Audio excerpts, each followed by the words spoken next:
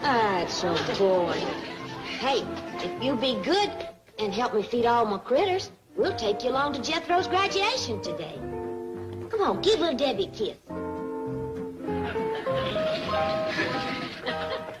Ellie, ain't your Pa and Jethro back from the jewelry store yet? Not yet, Granny. What all was Pa buying for Jethro? A 4-bladed pocket knife and his first watch. I wish I could graduate. And you can't graduate without going to school. Well, I don't like school. Well, then you can't get no watch and no pocket knife. Yonder they come. I know how I can get me watch and pocket knife without going to school. How? I can take Jethro's away from him. Oh, no, you won't. You ain't gonna whoop Jethro on his graduation day.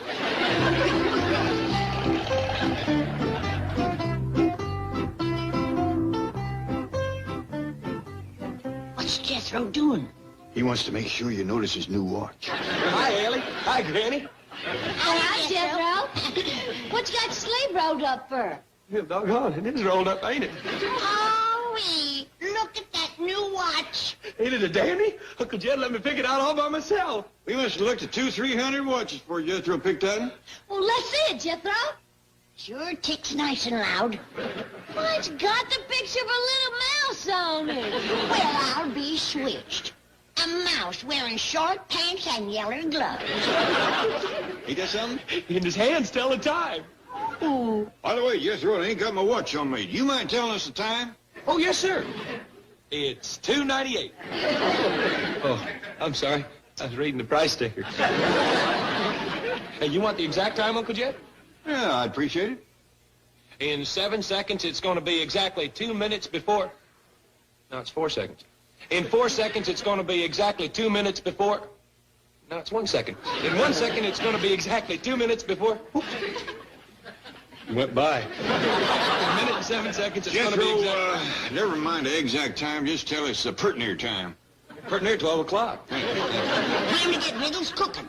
Now, Ellie Mae, I want you to put your critters away and go out and help Granny. We don't want to be late for the graduation. Yes, sir, Pa. What time is it, Jethro?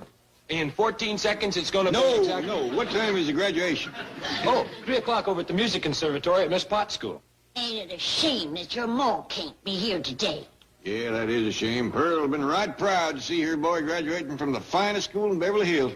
Jeff, how come you knowed to pick out the Pot school? We didn't. Jethro and me were just driving down the road, and that's the first schoolhouse we come to. It's a school, all right. Well, let's go in there and get you started.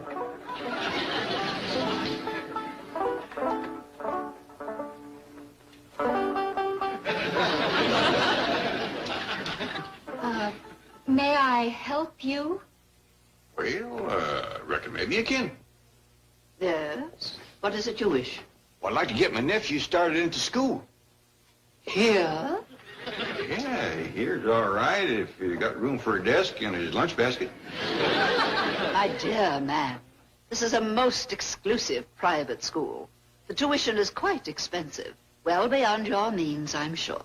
Does that mean it costs a lot of money? That is precisely what it means. Well, I can pay you if it ain't over 25 million. 25 million Yes, ma'am, that's all I got. dollars? Yes, ma'am. In cash. Yes, ma'am. What is your name?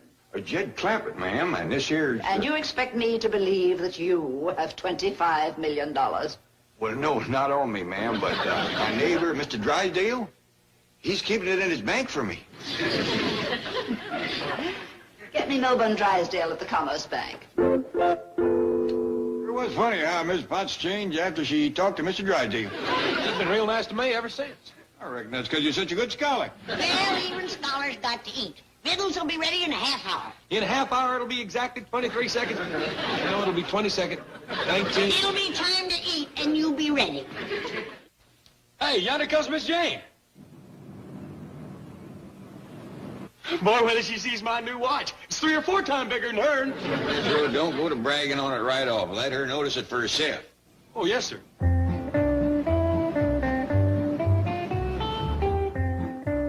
Greetings, Mr. Clampett, and congratulations to you, young graduate. Thank you. Oh, isn't that a new watch? Oh, this one here. Yeah. Shucks, no, it ain't exactly new. I've had it for pretty near 37 minutes and 42 seconds now. Come on in, Miss Jean. Thank you. Oh, just a moment. I have a present for Jethro. You hear that, boy? Yeah. To you who are about to graduate, Excelsior! Sure is heavy for Excelsior. It is a book, dear boy. And always remember, books are the ever-burning lamps of accumulated wisdom. Read and illuminate your mind, because the mind, Jethro, the power to think and to reason, is the most important power that man possesses. Education is the answer to most of the ills of this world. And if young people are... Excuse me, Miss Jean, but I kind of think you're dropping your bucket down a dry well.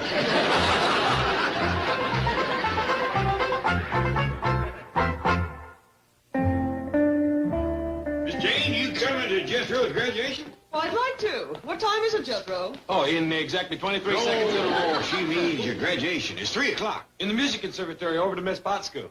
He's almighty proud of Jethro. He's the only one in the family that ever made it clean through school. Well, but Jethro is graduating from the 6th grade, isn't he? That's right. Then he has to go to at least 6 more grades. 6 more? Yes. Another 12 years, huh? Well, with my help, I think he can make it in 6. Then, of course, he'll go on to college. College? Gee whiz. All I want to be is a brain surgeon. I think you'd better change that ambition, Jethro. To be a brain surgeon requires 4 years of college, 4 years of medical school, 1 year's internship, and from 2 to 5 years of residency. Oh, no. Uncle Jed, I just think I'll settle for being an atomic scientist. That might take almost as long. Jethro, you got a third choice? Oh, yes, sir. Streetcar conductor. Excuse me, I'll get it. Streetcar conductor? Ted Clampett speaking. Oh, howdy there, Miss Pot. Say, we's almighty happy and proud that Jethro is graduating out of your school today. But I reckon you're right sad to see him go, ain't you? You don't say. There, Miss Jane. Hello, Ellie. Will you stay to victuals? Granny's cooked up an extra special treat for Jethro's graduation. Sure she will. What is it, Ellie? Chicken fried chicken hawk and crawdad burgers. Oh, hey, come on, Miss Jane. Well, I don't really have the time. Oh, I can give you that. In 11 seconds, it'll be exactly 17 minutes before... Jethro? Miss Potts is right put out at you. You're late for graduation rehearsal. I am? Yeah, you were supposed to be over to school at 12:30.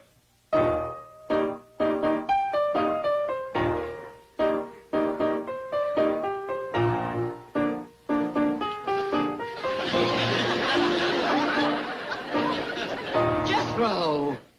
I'm sorry I'm late, Miss Potts. Hey, fellas, take a look at my new watch. Boys, come now, boys. Jethro, this is supposed to be a dress rehearsal. Didn't you get a graduation suit? Yes, ma'am, I sure did. Uncle Jed let me go clean into Los Angeles all by myself and pick it out. Well, I hope you remembered to get a dark suit. Oh, yes, ma'am. It's dark green. It with big yellow squares all over it. And I got some yellow shoes to go with it. And the fella threw in a necktie for free. It's got the picture of a hula dancer on it. The lights go out, she glows. And there's writing on it that lights up and says, "Kiss me in the dark, baby." Diana, please. Shall I get you some smelling salts? Yes, and Milburn Drysdale. Tell him to come quickly. It's an emergency. Mr. Drysdale, I fully realize that you hold the mortgage on my school and that the Clampetts are very special friends of yours. And my largest depositor. Yes, but under no circumstances can I allow Jethro to participate in the graduation exercises. Ceremonies. Why not? Because he'll make a shambles of them. In the first place, he towers over the other children. Well, you knew that 2 years ago when you enrolled him. No, I didn't. I swear it.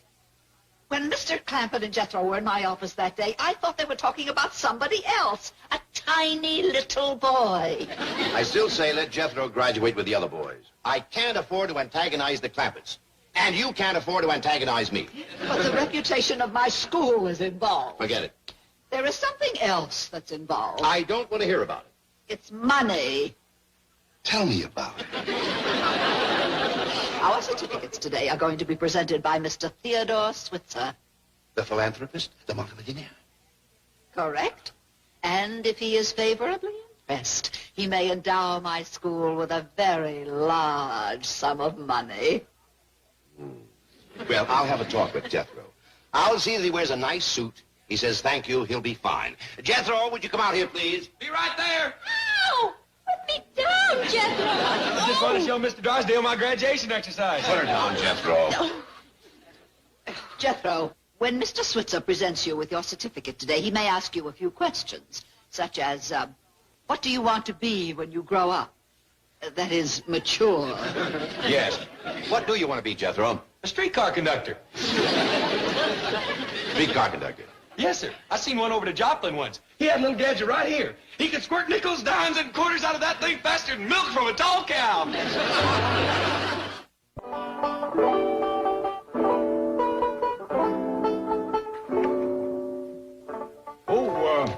Jethro come back from the rehearsal yet? Well, not yet, Pop.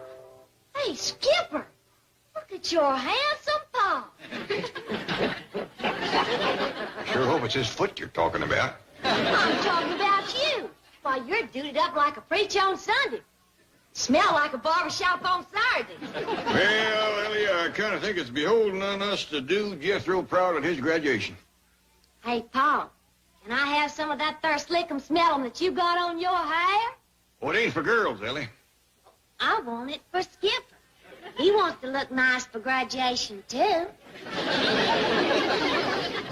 Where you going, boy? Want to get something to eat. Fella's got to keep up his strength doing the kind of graduation exercises I'm doing. Come on, Skipper. Granny, Jethro's heading for the kitchen. He's starving. I heard him coming. That's why I cleared out. When that boy starts swinging a knife and fork, he ain't safe to be around. I just hope he don't set fire to the kitchen with the sparks. Come on, Skipper.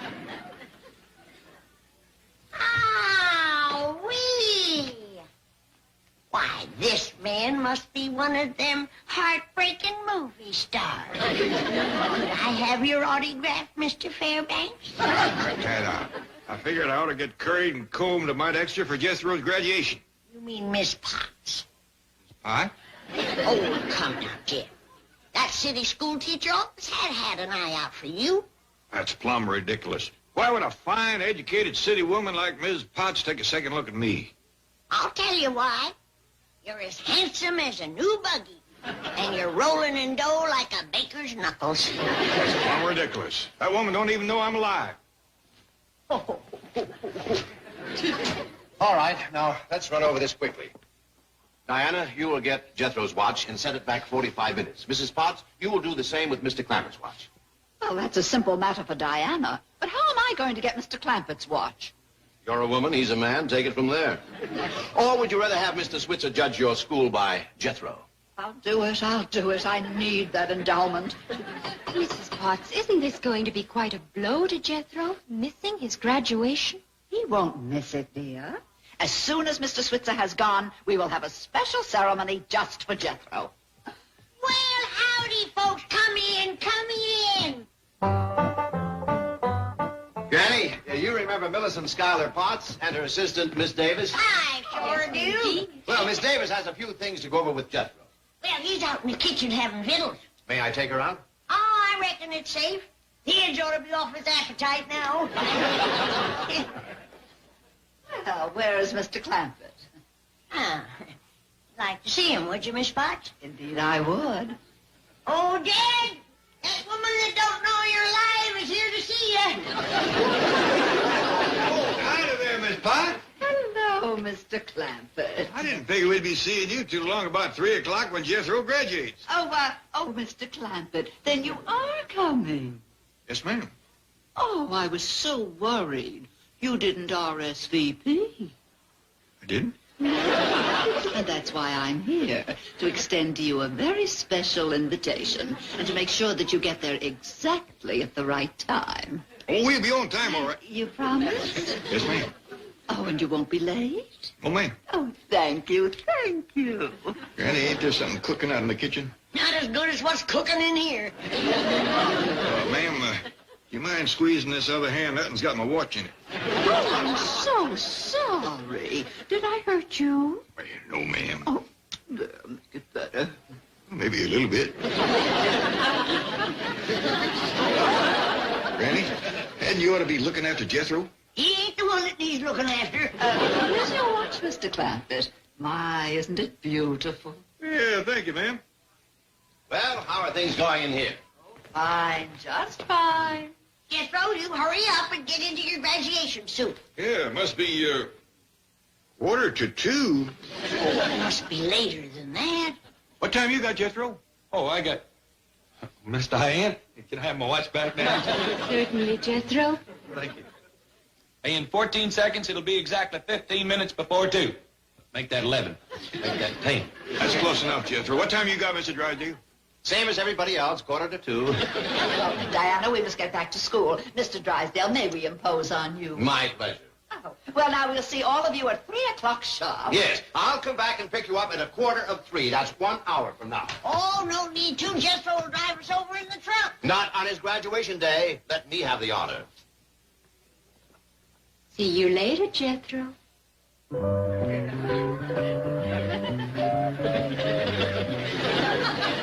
Jethro, I think Miss Diane is kind of sweet on you. Well, I thought so, too, at first. Then I found out she just liked me from a watch.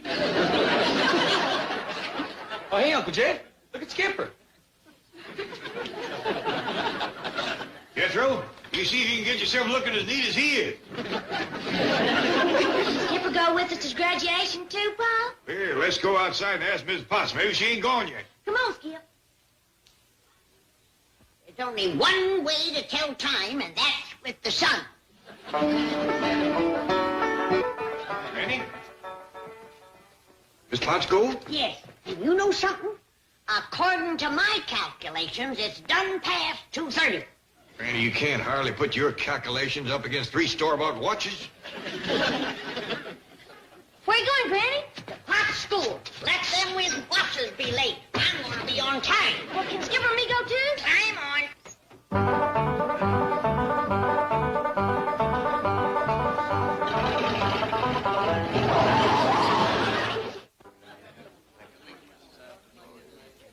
It's just a small school, Mr. Switzer, but Mrs. Potts believes in quality, not quantity. That's very commendable. Well, it's been a pleasure making your acquaintance. I've long been an admirer of your money.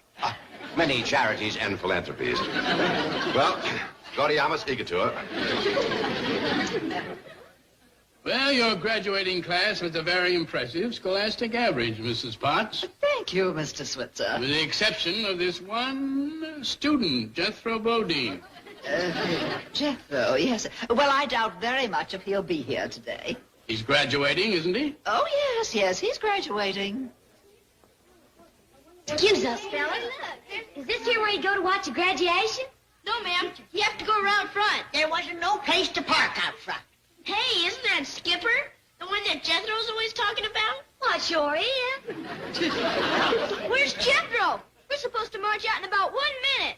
Yeah, it's 3 o'clock now. I knew it, Ellie Mae. Jethro's going to miss his own graduation. I've got a great idea. Let Skipper march out and get Jethro's certificate. You reckon it's all right, Granny? It's all right with me. Mrs. Potts, I don't mean to pry. But if I'm to endow this school with a large sum of money, I have a right to know about Jethro. Yes. Well, you see, Mr. Switzer, Jethro has a very definite inferiority complex. He doesn't like to appear in front of an audience. Why does he feel inferior? What? Well, he's different from the other boys. Different how? Oh, his appearance, his size, his background, his manners, even the food he eats. Why did you enroll him? Frankly, it was a mistake. But once enrolled, I felt duty-bound to give him the best education I knew how. Actually, Mrs. Potts has accomplished miracles with Jethro. From the looks of his grades, I'd hardly agree. Mr. Switzer, I give you my word. Jethro posed a most unusual academic challenge. Well, it's after 3. I suppose we should proceed without him. Thank you, Mr. Switzer. Diana, begin the march. Will you...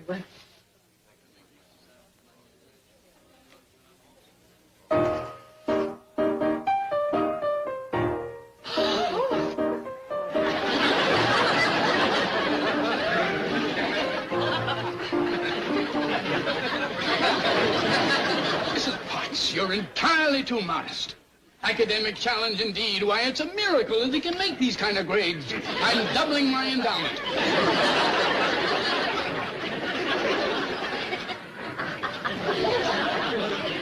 Now, if you could just rid him of that inferiority complex. I'll work on it.